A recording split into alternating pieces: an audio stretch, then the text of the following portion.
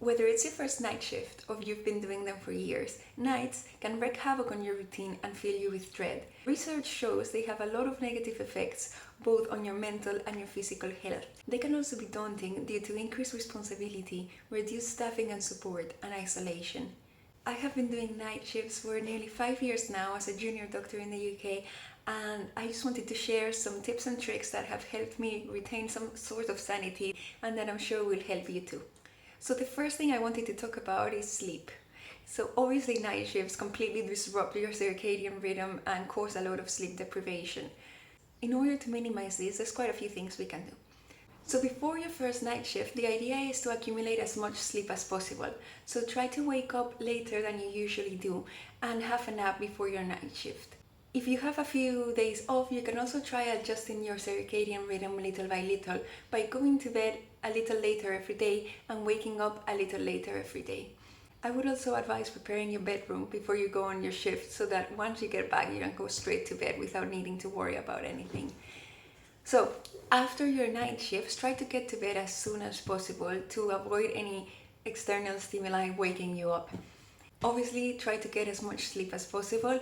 A big chunk of 7 to 8 hours is ideal, but even if you get interrupted sleep, that's better than nothing. If you struggle falling asleep during the day, you can try eye masks, you can try blackout curtains and earplugs, a white noise machine, and try to minimize screen time. On your way back from work, I would advise minimizing your exposure to light to trick your brain into thinking that it's still nighttime. So some research actually shows that wearing sunglasses can do the trick. After your last night shift, the idea is to go back to your normal circadian rhythm and your normal sleep routine. So there's two ways people normally do this. Some people are able to stay up after the last night shift until their normal bedtime that night. Personally, I find this quite difficult. I feel like I'm too tired, and what I do is after I come back from my last night shift, I go straight to bed, but instead of sleeping 7 or 8 hours, I'll put an alarm at midday, 1, 2 p.m. and be really strict that I need to wake up, because even though I'm gonna be miserable when I wake up for that few hours or that day, at least it will sort my sleeping pattern for the next few days, so I won't be miserable for days. Something that I found helped me actually wake up is having some plans or an appointment or something I have to do. Once you wake up, try to get some sunlight or do some mild, gentle exercise to wake up your body. And the second thing I wanted to talk about is diet. So before the first night shift, I would really recommend meal prepping. This is going to make your life so much easier for the following days and actually ensure that you eat some healthy, proper meals. Because at least I have no energy to cook proper meals once I'm in the night shifts. I would also make sure to take some healthy snacks to eat during your night shift. I personally get quite nauseous, and I think it happens to quite a few people because our body is just not used to being awake and eating at those times. But I would really recommend eating some small healthy snacks during your night shift to keep your energy up. I know it's difficult, but try to avoid sugary snacks because you will crash a few hours later and feel really sleepy. And after the night shift and before going to bed, make sure you have some food and some water so hunger doesn't wake you up and interrupt your sleep. It's also very important to make sure that you're staying hydrated, so I just normally take my water bottle with me wherever I go on my night shift. And after the last night shift, I would try to go to your normal meal times so that your body again readjusts to normal life. Check your hospital's food provisions. Some hospitals really don't have much at all, so again it's good to bring stuff from home. Next thing I want to talk about is caffeine. So if you're gonna have some caffeine, I would firstly advise to have tea or coffee instead of energy drinks, because the energy drinks have a lot of sugar and again you're gonna crash. And if you do have tea or coffee, make sure you have it in the first half of the night and not in the second half, so that it actually doesn't keep you up when you're trying to sleep once you're home. Coffee generally has a half time of 5 hours, but different people respond to it differently, so you just know your body and your own sensitivity to caffeine. So we're now moving to something slightly different. So we all know, and research also shows, that we're more likely to make mistakes at night. We're tired, it's more difficult to concentrate, it's more difficult to focus, we've got reduced problem solving abilities. So I think it's really important to have some self-awareness. If you're just about to do a task that's quite critical or important, or you're just about to do some maths of prescription, one way of trying to wake yourself up is just moving. So I remember being really tired and having to interpret an ECG as an F1 or F2. I remember just getting the ECG, running around the ward a little bit, sitting down again, and then looking at it, and I felt like so much better. Another thing you can do is try to talk to your colleagues. That normally also helps you stay awake. It will also help time go by quicker. Another thing you can do to try to minimize the chance of making mistakes is working as a team. For example, you could get someone to double check your prescription or talk a decision or management plan with your colleague. And especially at the end of the night shift, it can be difficult to think straight. So generally what I do is I always try to ask myself, like, what is the safest thing that I could do at this point in time? I know I'm not thinking as well as I would normally be thinking, so let me just be more risk adverse than I would probably normally be. So night shifts can also be quite isolating and stressful because there's more responsibility on you and there's less staff around you and less support. So especially if you're quite junior, but to be fair, at all levels, always remember there's always someone around to ask for help. That could either be in hospital or over the phone.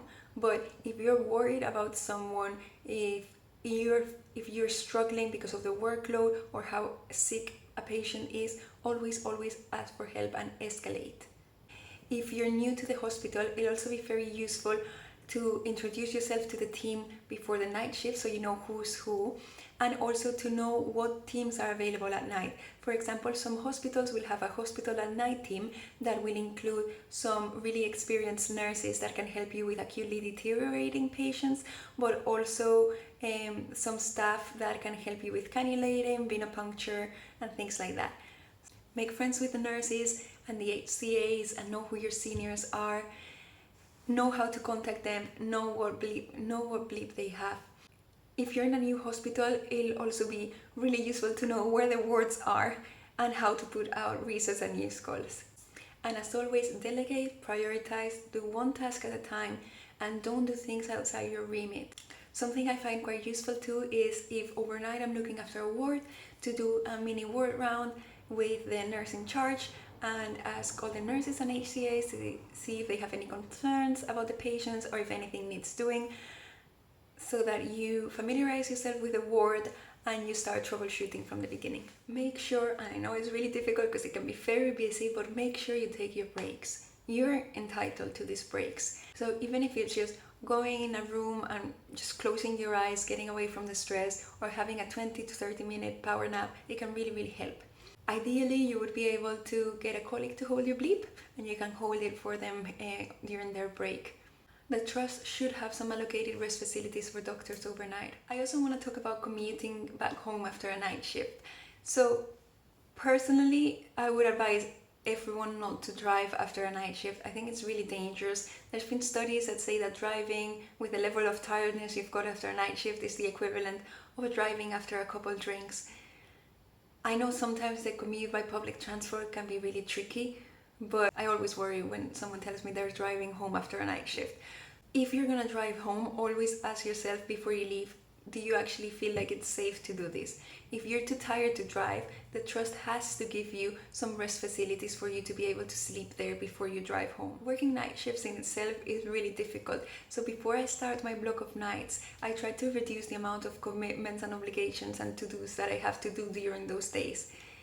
Some maybe you can do beforehand, some you can postpone until after the block of night shifts, some maybe you can get someone to help you with.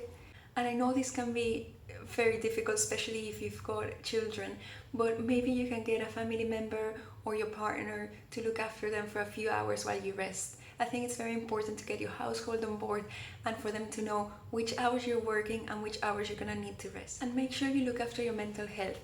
When we're tired, it's so difficult to control your emotions and your thoughts, and it can be easy to get into like a bad state of mind. So make sure you're still doing those self-care practices that work for you, whether that's a little bit of exercise, a little bit of time in the sun before going to work, meditation, journaling, whatever works for you. It can feel really isolating when you're doing night shifts and sleeping during the day and you're missing out on what's happening during the day. You feel so disconnected to the world around you. So try to stay connected to someone around you in your support system, even if it's just having a meal together before you go to work. And try to be easy on yourself, because it can be really tricky working night shifts. And I think it is quite nice to have a little reward after the night shifts are over. So for example, sometimes after a block of night shifts, I'll just go for brunch somewhere. And lastly, make sure you know your rights. So one shift should never exceed 13 hours.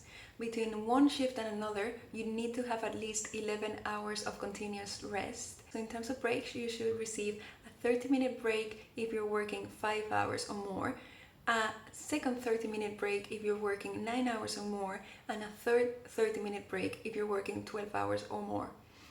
You are also not allowed to be rostered to work more than 4 nights in a row. And as I said before, they should provide a place where you can eat and rest during your night shifts.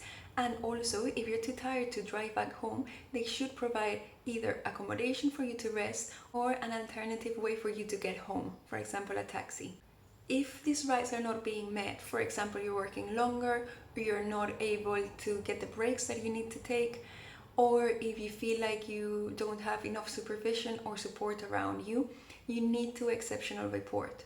Also, in terms of the rest facilities, if they're not appropriate, or you're having last minute changes in your rota, or they're not really providing with accommodation if you're too tired, then you can contact the BMA. Working night shifts is really difficult, but with these tips and tricks, I have actually learned to develop like some tactics that help me get through them much better than I did when I was an F1. So just try a few of these things and see what works for you, and create your own little night shift routine. If you're interested in hearing more advice about working as a junior doctor, please have a look at my other videos. Thanks for watching.